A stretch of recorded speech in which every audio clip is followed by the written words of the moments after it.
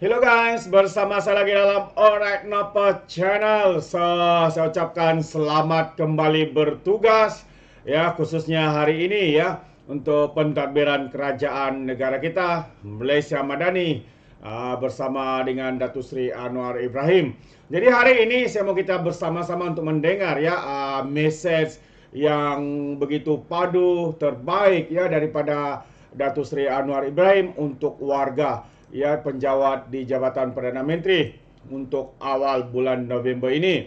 Jadi tanpa membuang masa sahabat semua, mari kita dengar. Mesej ini adalah amat penting ya untuk bukan saya penjawat awam, tapi saya percaya untuk kita juga ya sebagai rakyat Malaysia.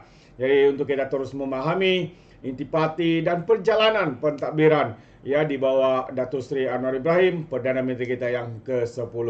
Jadi tanpa buang masa sahabat semua, mari kita buka mata, buka telinga untuk mendengar ucapan terkini ya daripada Datuk Seri Anwar Ibrahim.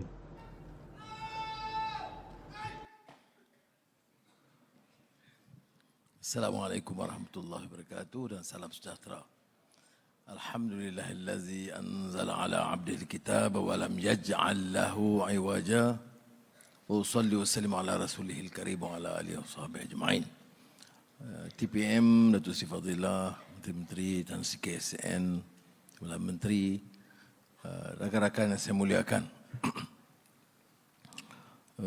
Mukadimah doa dengan kita bersyukur kerana turunnya kitab dan eloklah saling memperingati bahawa tradisi menimba ilmu itu bermula dengan semangat membaca Al-Quran.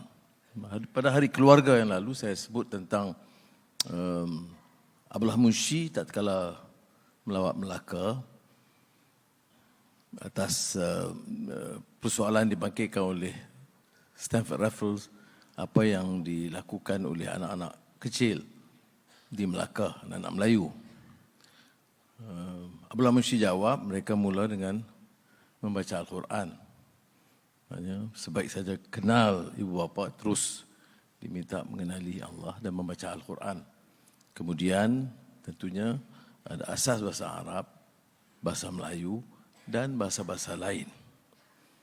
Tradisi itu kita harus hidupkan, bukan sekadar membaca, tapi Al-Quran itu mestilah hudal linnas wa bayyinatin minal huda wal furqan. Kerana kekuatan Al-Quran itu sehingga kita dapat membuat sebagai petunjuk kepada manusia dan dapat membedakan di antara yang baik dan yang buruk. Penilaiannya, furqan. Itu susah. Kita bagi tazkirah depan syekh, susah sikit. Baik, jadi yang saya nak sampaikan ialah bahawa dalam simpang siur kerja politik pentadbiran, kita harus kekalkan asas untuk menimba ilmu, memperingatkan ada tanggungjawab kita, hablum minallah wa hablum minan nas, ya, kepada Allah dan kepada manusia.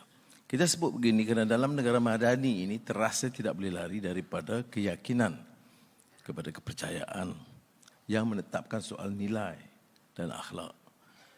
Kerana kalau kita tidak mendalami, kita hanya menyerahkan kepada beberapa kalangan dan kadang-kadang membuat penafsiran ikut pahaman mereka, sama ada parti ataupun kepahaman masing-masing. Sebab itu dalam tradisi Islam itu tidak aneh. Pernah Islam itu menjadi trust kepada sosialisme di dunia Arab. Dipanggil Ishtirakiyah Islamiyah. Ya. Ada kadang terasnya Islam itu menjadi satu tunggangan bagi yang berkiblatkan sepenuhnya kepada Barat. Termasuk satu kitab penting tentang Al-Imam in Paris, ya. Macam beberapa tokoh ilmuwan Mesir itu sendiri. Dan sebab itu dalam sejarah kebangkitan, kesedaran dan kebangsaan Mesir ada pertelagahan besar. Di antara Khalid Muhammad Khalid yang menulis buku tentang bagaimana kita harus mula berhadapan untuk mencari kemerdekaan, identiti atau jati diri bagi negeri Mesir. Jadi ditulis, where do we begin? From where do we start? Min huna na'lam. Min huna nabda. Dari mana harus kita bermula? Tapi natijahnya itu ke barat. Kalau Mesir nak maju, mesti kiblatnya ke barat. Itu kata seorang syekh terkenal. Dan pengaruh ini ada juga. Kalau kita lihat umpamanya karya-karya di negara kita, peringkat awal, ada juga begitu. Tidak ada salah untuk menimba beberapa pengalaman di barat. Tetapi jangan hilang jati diri kita sebagai Muslim, sebagai anak Malaysia, dengan kebanggaan budaya dan tamadun Asia. Maka jawapan Syekh Muhammad Al-Ghazali terhadap karya Min Huna Nabda itu, from where do we begin, from where do we start? Dia jawab, Min Huna Na'lam.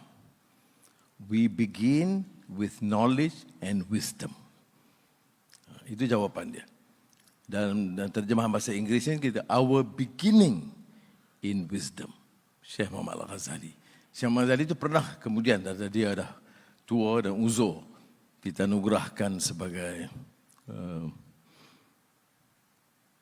hadiah Universiti Islam Antarabangsa. Kemudian dah meninggal. Yang saya nak sebutkan di sini bahawa pembenturan idea, setiausaha SPR akan buka kamus, ada tak pembenturan? Maknanya percanggahan atau pertelingkahan atau pertembungan idea. Itu memang berlaku. Dan tidak ada salahnya kalau perbahasan itu, seperti mana juga doa tadi, bil hikmah wal mau'izatil hasanah wajadilhum billati hiya ahsan. Janganlah kita lupa bahawa perbezaan pendapat itu tidak semestinya menyebabkan kita pantas menghukum, mencela, menghina, apalagi memfitnah. Bincanglah dengan baik. Kerana ini pendekatan Al-Quran yang disebut bil hikmah. Saya tekankan intisarinya apa? Supaya Malaysia ini dan budayanya dan usaha membina madani dan tamadun ini tidak lari daripada jati diri, semangat yang boleh diangkat berdasarkan keyakinan kita yang berteraskan kepada nilai. Kerana kalau Islam itu difahami dengan lebih mendalam, dia tidak timbul permusuhan baik antara kaum atau antara agama. Dia timbul tentang kesedaran untuk toleransi, hormat menghormati, dan apa yang disebut dalam Al-Quran li ta'arafu yang pernah saya sebut dulu. Itu Quran memilih satu istilah bukan setakat tolerance. Tolerance maknanya kenal beda pendapat, tolerant tak. Tetapi Quran menyatakan tentang perbezaan warna kulit dan kaum itu untuk li ta'arafu, untuk arif, untuk kenal, untuk menyantuni, untuk lebih memahami dan memuliakan perbezaan. Itu yang disebut li ta'arafu yang dikupas.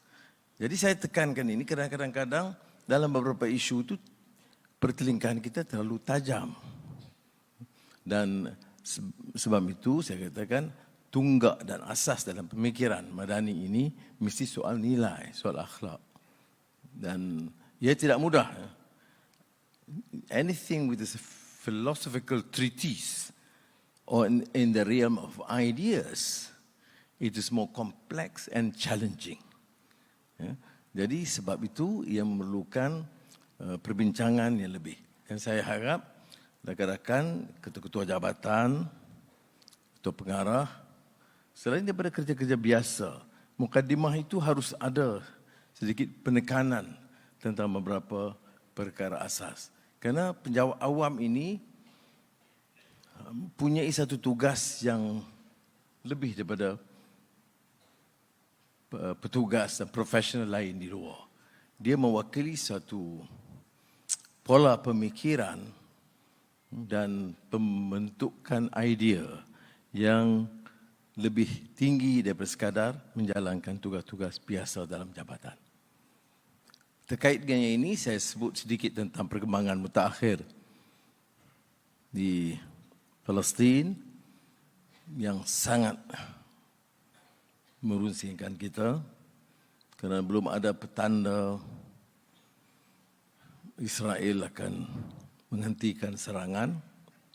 Dan kalau sudah lihat umpamanya semua persoalan dalam media dominan antarabangsa dengan pertanyaan, apakah kamu mengutuk serangan Hamas pada 7 Oktober?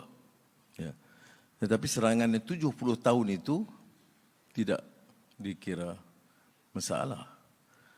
Sebab itu dalam ucapan saya tegaskan, bila Rusia menakluki wilayah yang dianggap milik dia di Ukraine, itu dianggap suatu yang tidak bertamadun kerana merampas negeri atau milik orang lain. Bila Israel terus mengembangkan wilayah dia, tiap tahun, dan ada yang diberikan umpamanya alasan Hamas. Di tebing barat itu tidak ada Hamas. Tetapi sudah 4,000 korban sebelum 7 Oktober. Jadi kita punya masalah.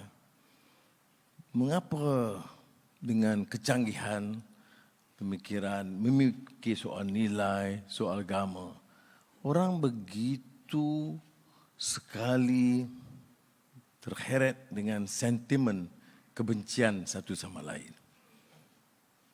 Jadi belum ada usaha, kita telah menghubungi pemimpin dunia Arab dan Turki, malah Iran juga, untuk mengadakan perbincangan di kalangan kepala-kepala negara. Saya mulanya mengusulkan bahawa jangan hanya di kalangan pemimpin negara Islam, kerana Brazil, Ireland, Rusia, China itu punya pendekatan yang lebih lunak. Bolivia ya, dengan pendirian untuk mempertahankan hak kemanusiaan. Tetapi bila berbincang dengan pemimpin, belum ada konsensus untuk membawa negara-negara luar negara Islam. Jadi keputusan sekarang ini yang kita bincang dengan Muhammad bin Salman, Presiden Erdogan Turki, itu ialah untuk mengadakan dalam tempoh segera, mungkin dalam 1-2 hari ini ditetapkan beberapa tarikh yang boleh mempertemukan pemimpin negara Islam. Tapi itulah umpamanya keadaan ya. Yang positifnya apa?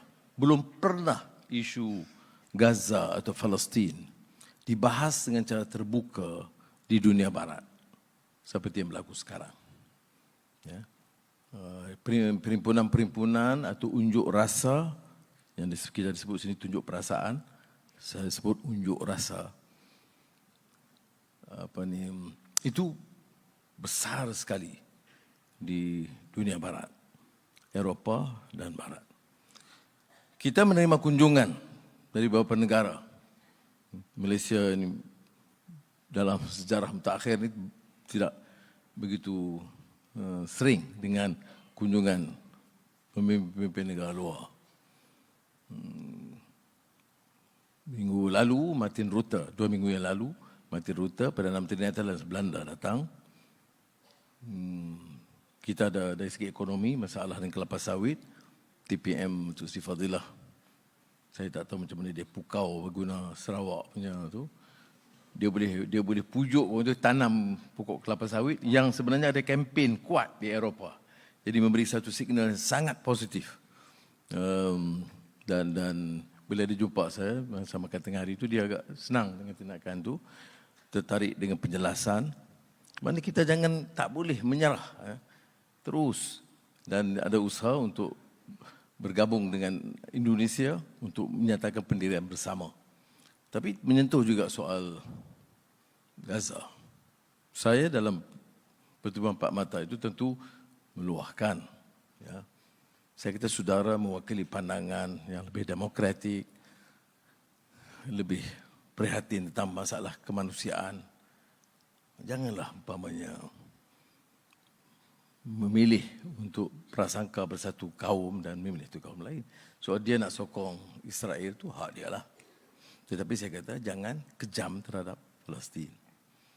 Tapi satu perkara yang menarik yang dia bagi tahu saya ialah di peringkat awal perang, itu serangan Israel, mula dengan Hamas yang terbaru, itu 2/3 penduduk Belanda itu pro Israel. Ya. 2 minggu yang lalu, 2/3 telah cara terbuka menyatakan simpati dan sokongan kepada Palestin dan Gaza. Jadi kita sedaya upaya dalam perbincangan tertutup dengan sopan, sampaikan dengan baik.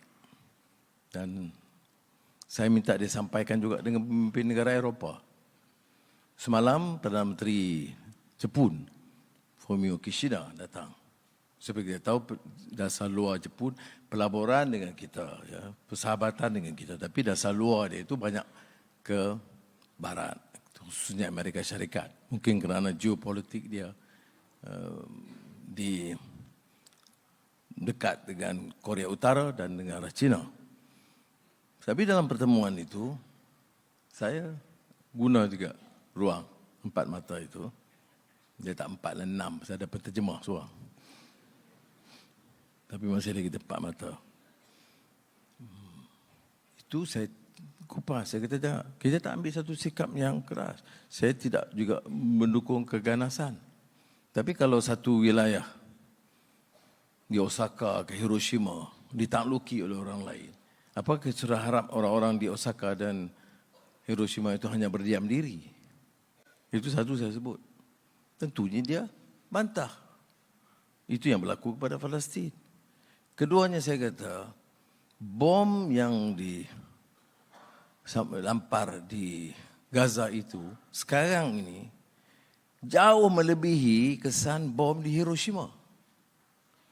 Jadi saya kata saudara sebagai pemimpin dia pun tentunya merasakan ya, sampai sekarang apa yang berlaku di Hiroshima. Jadi harus juga merasakan. Jadi dia jawab dengan tegas bahawa dia masih menyokong supaya dihentikan serangan dan supaya ditambah peruntukan kemanusiaan. Hubungan dengan pemimpin negara membantu. Umpamanya bila saya jumpa Presiden Abdul Fattah Sisi, perbincangan ya juga 4 mata, kerana selalu pemimpin kalau bicara cara dengan kumpulan yang ramai itu mereka tentu tidak senang kalau kita beri teguran atau rayuan yang berbeda dengan dasar negara mereka. Dalam pertemuan itu saya terkesan dengan pertemuan itu dan sentimennya sangat baik. Dan saya minta supaya diberikan keutamaan kalau ada bantuan kemanusiaan dari Malaysia. Dan Alhamdulillah dia pegang berjanji. Malaysia dan pesawat kita yang sampai itu di antara yang paling cepat diberi layanan dan dapat menyeberang sempadan. Sebab itu saya katakan hubungan dua hal itu perlu ditingkatkan. Dalam beberapa hari ini, naik Presiden negara China pula akan sampai ke Malaysia. Saya telah beberapa hari. Ya, dalam masa singkat ni saya tak ingat beberapa hari. Dan saya atur supaya pergi juga ke Tanjung Malim supaya tingkatkan pelaburan yang saya umum 1,5 juta kenderaan target mereka untuk pengeluaran. Kemudahan dengan kehadiran dia tingkatkan lagi supaya Tanjung Malim betul-betul menjadi satu kota raya kenderaan automobil yang terbesar di rantau ini. Itu tak apalah. Akhirul kalam ini soal laporan ketua audit negara.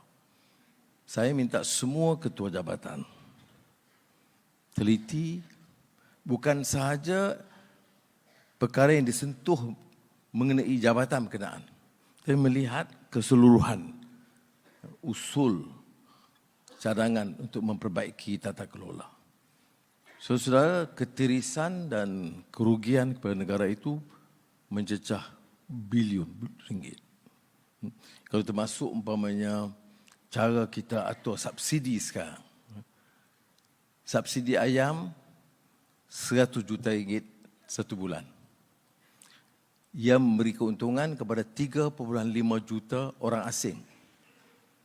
Juga kumpulan maha kaya yang menjadi debat menarik di Parlimen. Elektrik 90% masih diberikan subsidi. Kita tarik subsidi.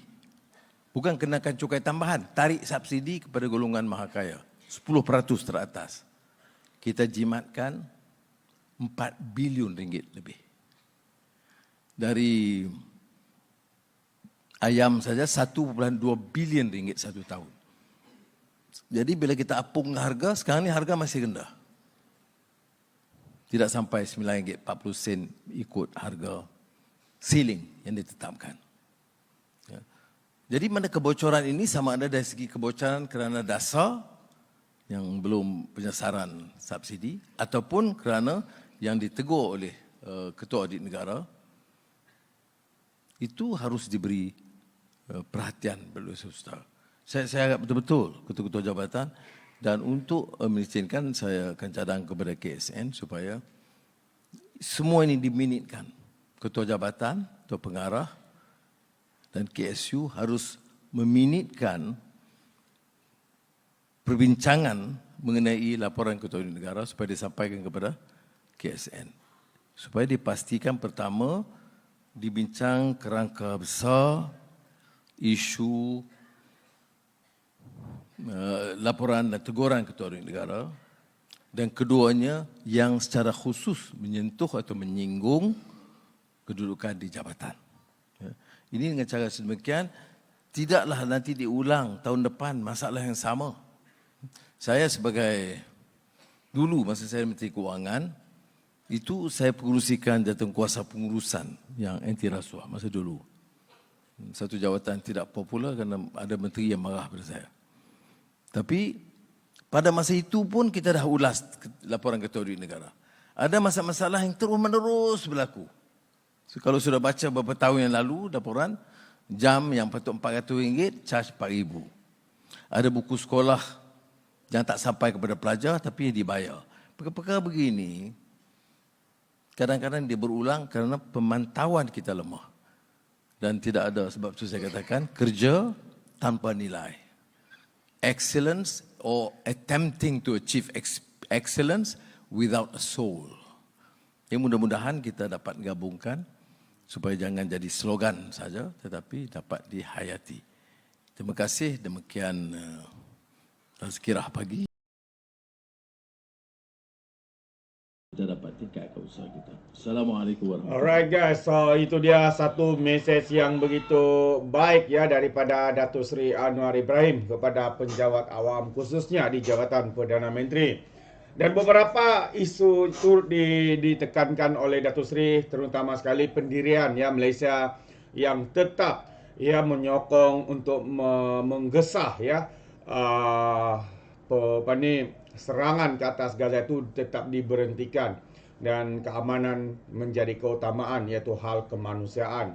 Dan juga antaranya juga adalah bagaimana Malaysia diberi sokongan yang kuat ya apabila menghantar bekalan yang mereka diberikan keutamaan untuk masuk ya. Jadi ini antara pendirian Malaysia yang begitu hebat sekali ya, walaupun ada golongan pembangkang yang cuba mempolitikkan perkara ini.